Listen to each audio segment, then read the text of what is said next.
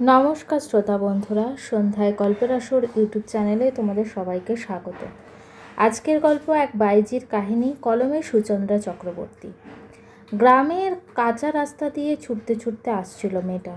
রাস্তা একটা টিমটিমে আলো জ্বলছে। জনবসতি কাছাকাছি নেই বললেই চলে। রাস্তার চারপাশে ঘন জঙ্গল, সন্ধে নামছে। এক অখ্যাত গ্রাম এই নৃপতিগড়। আজ থেকে প্রায় 150 বছর আগে এই গ্রামে এক জমিদার ছিলেন নৃপতি চৌধুরী। তারই নাম অনুসারে এই গ্রামের নাম হয় নৃপতিগড়। তার দাপটে বাঘে গরুতে এক ঘাটে জল খেত। শোনা যায় তার আমলে এই গ্রামটা ছিল ঝকঝকে তকতকে আলোকোজ্জ্বল। আজ তিনি নেই, গ্রামটাও আর আগের মতো জমজমাট নেই। হয়ে উঠেছে অন্ধকারাচ্ছন্ন এক অজপাড়াগা।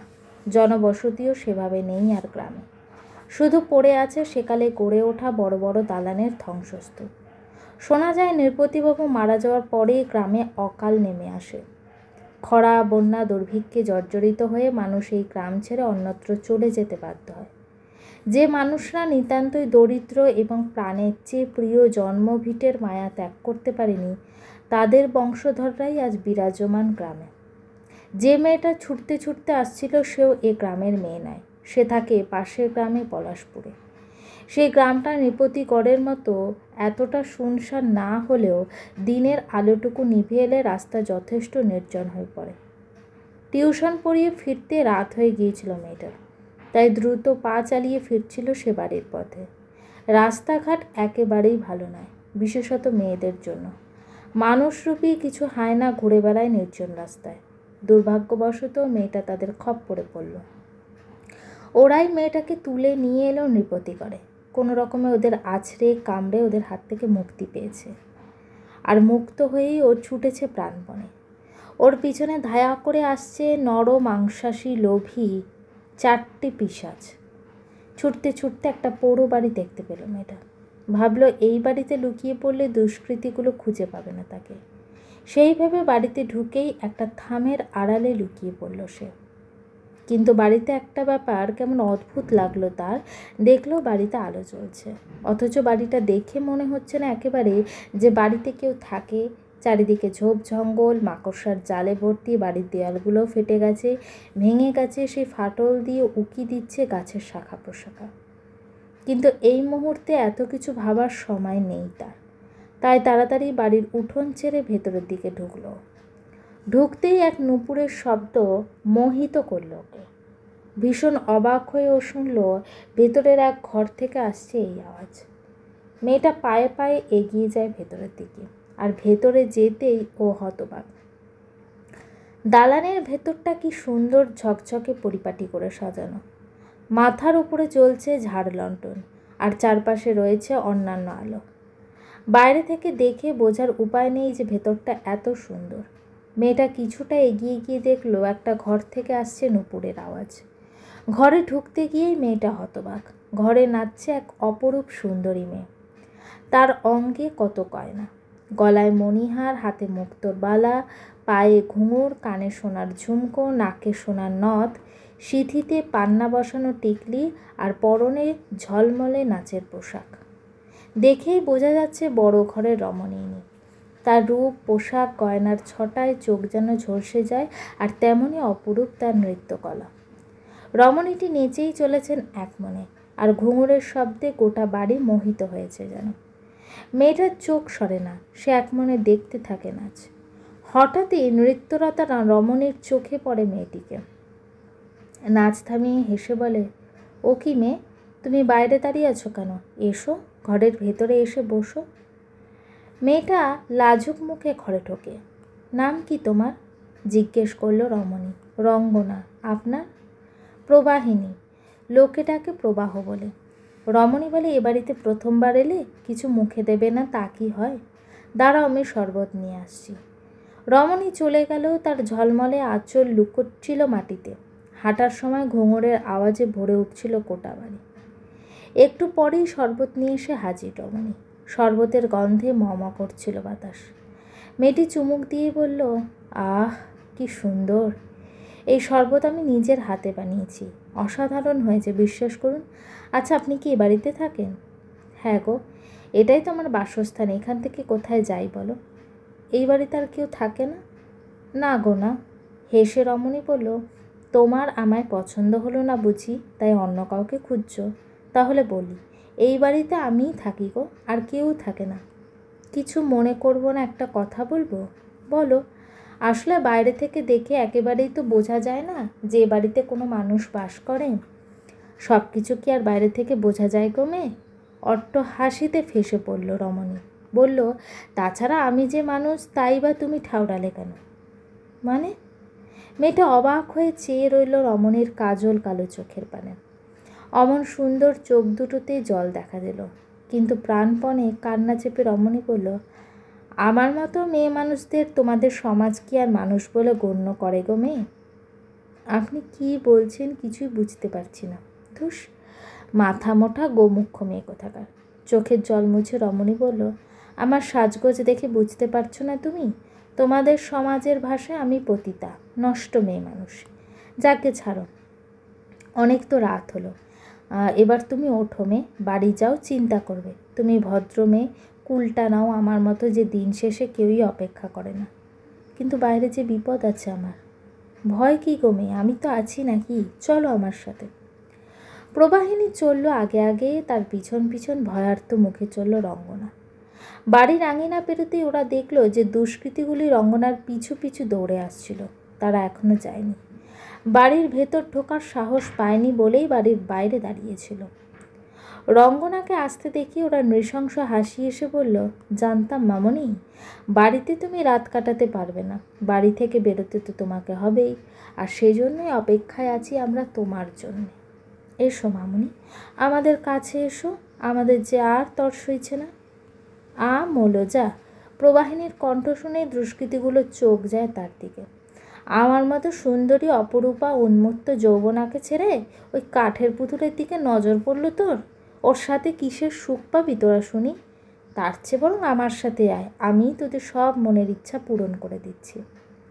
দুষ্কৃতীগুলো একদৃষ্টিতে তাকিয়েছিল প্রবাহিনীর দিকে। রঙ্গনার দিকে তাকাতে ভুলেই গেল ওরা।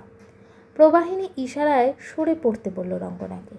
রঙ্গনা আস্তে আস্তে পালিয়ে গেল সেখান থেকে। প্রবাহিনীর সৌন্দর্যে মোহিত দুষ্কৃতীগুলি খেয়ালই করল না। প্রবাহিনী বলল, মর আটকুড়োর ব্যাটারা, এখানে দাঁড়িয়ে শুধু দেখেই সব তেষ্টা মিটে গেল বুঝি? ভেতরে চল, নাচ গান হবে, নেশা টেশাও হবে, খিদেও মিটবে।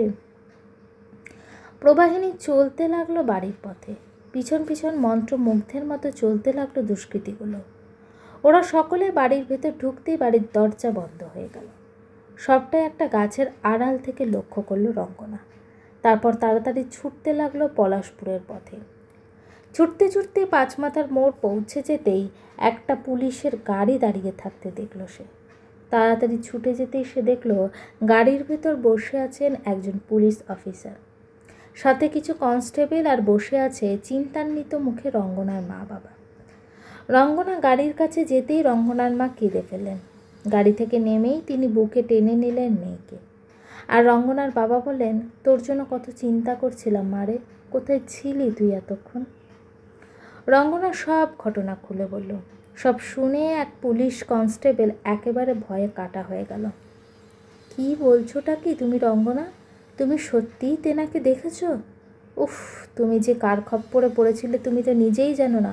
ভাগ্য ভালো যে বেঁচে ফিরেছ। সুবীর, বাজে বকো না। তুমি ভালো করেই জানো তিনি নির্দোষকে কিচ্ছু করেন না। অন্য এক কনস্টেবল রমেন ধমক দিল। আপনারা কি বলছেন কিছুই বুঝতে পারছি না আমি। অবাক রঙ্গনা প্রশ্ন করল, কি বলতে চান খোলাখুলি বলুন দেখি। শোনো রঙ্গনা, সবটা খুলে বলি আমি। রমেন বলতে শুরু করলো, আমি আর সুবীর এই গাঁয়ের ছেলে, তাই জমিদার বাড়ির ইতিহাস থেকে শুরু করে সবটাই জানি। অন্য গ্রামের লোকেরা বিশেষ অবগত নয় এই ইতিহাসের ব্যাপারে। রঙ্গনা, তুমি পোড়ো বাড়ি ভেবে যে বাড়িটার আশ্রয় নিয়েছিলে ওটাই জমিদার বাড়ি। জমিদার নৃপতি চৌধুরীর বাড়ি ছিল ওটা। সেই আজ 150 বছর আগের কথা। তখন গ্রামটাই অন্যরকম ছিল, ঠিক যেন চাঁদের হাট। এই গ্রামেই দরিদ্র পরিবারে জন্ম নেয় রাজনন্দিনী বসু। অনেক শুনে হাসত, বলতো হাড় হাবাতের মেয়ে, নাম রাখা হয়েছে বা রাজনন্দিনী, মরণ। আসলে রাজনন্দিনী এমন অপরূপা সুন্দরী ছিল যে তার বাবা নারায়ণচন্দ্র মেয়ের এমন নাম রেখেছিল জন্মের পরে। কিন্তু সে মেয়ে যে বড় অভাগী। তার জন্মের কয়েক বছরের মধ্যেই মা মরল কলেরায়। একা মেয়েকে অসহায় বাপ কোন রকমে বড় করলো। সে মেয়ের বয়স যখন 15, তখন নৃপতি চৌধুরীর বয়স 25-26 হবে। সদ্য জমিদার হয়েছে নতুন। গ্রামের মেয়ে মহিলারা তার দৃষ্টি এড়িয়ে চলত, কারণ ঘরে টুকটুকে বউ, 2টি শিশুপুত্র থাকা সত্ত্বেও নারী দেহের প্রতি তার লালসার এতটুকু কমতি ছিল না। জমিদার বাড়িতে বাইজির সংখ্যাও ছিল দেখার মতো। সৌভাগ্য বা দুর্ভাগ্যক্রমে রাজনন্দিনীর কথা কানে আসে তার। নারায়ণচন্দ্র শারীরিক অসুখের শয্যা নিয়েছে, চিকিৎসা করার সামর্থ্যটুকুও ছিল না। আর এই সুযোগটাকেই কাজে লাগালেন নৃপতি চৌধুরী। একদিন রাজবাড়িতে ডেকে পাঠালেন রাজনন্দিনীকে, প্রস্তাব দিলেন তার বাইজি হওয়ার জন্য। প্রথমটায় রাজনন্দিনী রাজি হয়নি, কিন্তু জমিদারবাবু তাকে বলেন সে বাইজি হিসাবে তাকে খুশি করতে পারলে তিনি সাহেব ডাক্তার দিয়ে চিকিৎসা করাবেন নারায়ণচন্দ্রের, সবটুকু খরচও বহন করবেন তিনি। এই প্রস্তাব আর ফেরাতে পারেনি সে। বাবার চিকিৎসার খরচ হিসাবে নিজেকে বেচে দিল হারেমে। যদিও নারায়ণচন্দ্রকে আর বাঁচানো যায়নি সে যাত্রায়। একলা মেয়েকে পরপারে রেখে তিনি চলে গেলেন তার স্ত্রীর কাছে। রাজনন্দিনী রয়ে গেল রাজবাড়ির রাজমহলে, বাইজি মহলে। তার নাম রাজনন্দিনী থেকে হয়ে গেল প্রবাহিনী নৃপতির কল্যাণী। তিনি বলতেন, যার উষ্ণ ছোঁয়ায় পুরুষ দেহের শিরায় শিরায় যৌনতার অগ্নিপ্রবাহ হয়, মাদকের ফোয়ারাকে হার মানায় যে অপরূপার নৃত্যশৈলী, সেই নারীর নাম প্রবাহিনী ছাড়া আর কী বা হতে পারে। নৃপতি অবশ্য তাকে ডাকতেন প্রবাহ নামে। প্রবাহিনীর রূপ এবং নৃত্যকলায় মুগ্ধ নৃপতি চৌধুরীর কৃপায় সে হয়ে উঠল প্রধান বাইজি। অন্য বাইজির ঘরে তিনি আসুন বা নাই আসুন, প্রবাহিনীর ঘরে প্রতি রাতে আসতেন তিনি। রত্নে অলঙ্কারে মুড়ে দিয়েছিলেন তিনি প্রবাহিনীকে। দ্বীপে কাটছিল সকলের এই দিন। প্রবাহিনীর আর কোথায় যাওয়ার জায়গা ছিল না। আর পরিপূর্ণা যুবতীকে ছিঁড়ি খাওয়ায় শেয়াল কুকুরেরও অভাব সে যুগে ছিল না, এ যুগেও নেই।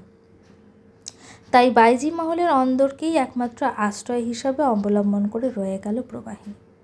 যত দিন কাটতে লাগলো, প্রবাহিনীর রূপ যৌবন ততই ফুলের মতো বিকশিত হতে লাগলো। কেটে গেল 10-10টা বছর। প্রবাহিনী হঠাৎ একদিন সকলের অলক্ষ্যে কেঁদে পড়ল জমিদারবাবুর পায়ে। প্রবাহ, তোমার স্থান আমার পায়ে নয়, আমার হৃদয়ে। এসো, আমার বুকে এসো প্রিয়া। বাবু, আমাকে আপনার পায়েই রাখুন আজীবন। আপনার হৃদয়ে থাকার যোগ্যতা যে আমার নেই। শুধু আপনার সন্তানকে আপনি তার যথাযোগ্য সম্মান দিয়ে এ বাড়িতে রাখুন। আমায় আপনি স্বীকৃতি নাই বা দিলেন, কালিমালিপ্ত হয়ে বাকি জীবনটা কাটিয়ে দেবো আমি। কিন্তু আমার শরীরে যে বেড়ে উঠেছে তার গায়ে আর কালি লাগতে দেবেন না বাবু, সে আপনার সন্তান। কি বললি কুলটা মেয়ে মানুষ? নৃপতির মাথায় আগুন চড়ে গেল। কিভাবে জানলি যে তোর অনাগত সন্তান আমার? সতী সাবিত্রীর স্ত্রী নাকি তুই আমার? নষ্টা মেয়ে মানুষ, আবার মুখে বড় বড় কথা। আমায় কুলটা মেয়ে মানুষ তো আপনিই বানিয়েছেন বাবু। শ্লেষের হাসি হেসে প্রবাহিনী বলল, গত 5 মাস যাবৎ আমি অসুস্থ হয়ে পড়েছিলাম বিছানায়। তাই এই 5 মাস কোনো পুরুষ মানুষ আমায় ঘরে আসেনি আর ছুঁয়েওনি, শুধুমাত্র আপনি ছাড়া। শালা বাইজি মেয়ে ছেলে, আমার দয়ায় রাজার হালে আছিস, খাচ্ছিস, পড়ছিস, গায়ের দামি শাড়ি গয়না পরে ঘুরছিস, আমার মুখের ওপরেই কথা। তোকে ভালোই ভালোই বলছি প্রবাহ, নিজের ভালো চাস তো মুখ বন্ধ করে পড়ে থাক রাজবাড়ির এক কোণে। নেহাত তুই বলে এতক্ষণে গায়ে হাত তুলিনি, তোর জায়গায় অন্য কেউ হলে না। গল্পটি কেমন লাগলো অবশ্যই আমাকে কমেন্ট করে জানিও। আর আমার চ্যানেলের গল্পগুলো যদি তোমাদের ভালো লেগে থাকে, চ্যানেলটিকে সাবস্ক্রাইব করে পাশে থেকো। গল্পের পরবর্তী অংশ খুব শীঘ্রই আসছে।